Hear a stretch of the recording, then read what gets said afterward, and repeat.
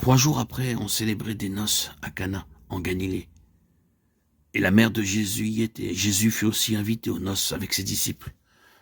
Le vin ayant manqué, la mère de Jésus lui dit « Ils n'ont plus de vin. » Jésus lui répondit « Femme, qu'a-t-il pour moi et pour toi?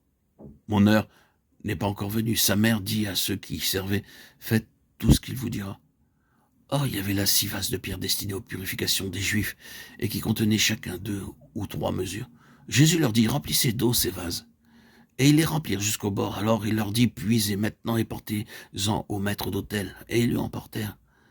Quand le maître d'autel eut goûté l'eau qui avait été changée en vin, il ne savait pas d'où venait ce vin, mais les serviteurs qui avaient puisé l'eau le savaient bien. Il appela l'époux et lui dit « Tout homme sert d'abord le bon vin, et ensuite le moins bon, après qu'on a bu abondamment.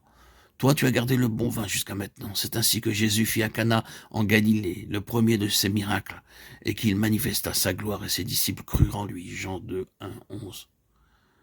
Il faut lire entre les lignes, au verset 7e, Jésus, connaissant dans son cœur que l'heure du Père était venue, après ce qu'il avait dit au verset 4e. C'était un facteur très important, car souvenons-nous, en Jésus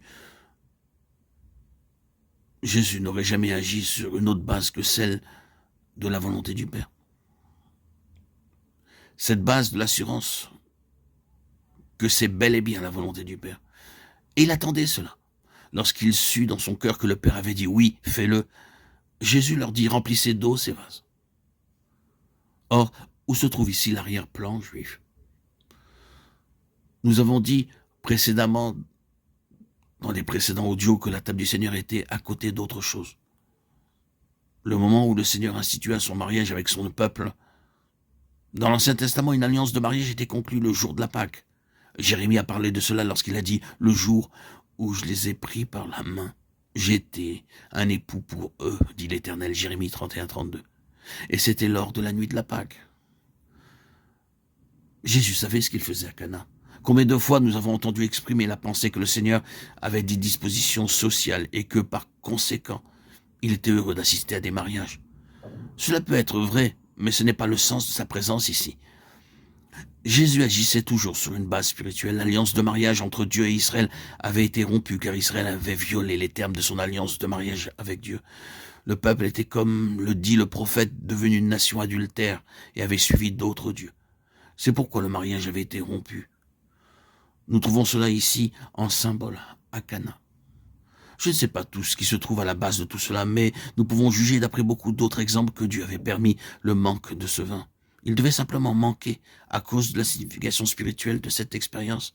Il représentait l'ancienne relation de mariage qui avait été brisée et avait pris fin. Il devait y avoir une base nouvelle et un nouveau souper de mariage de l'agneau. Le salut de la relation du mariage entre Dieu et son peuple et en Jésus seul.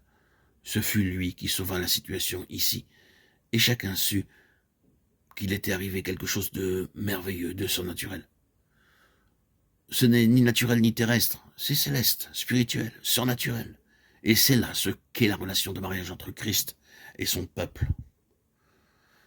C'est un mouvement qui se fait de l'ancien Israël, qui a failli et a été mis de côté, vers un nouvel Israël qui vit de cette vie de Jésus-Christ.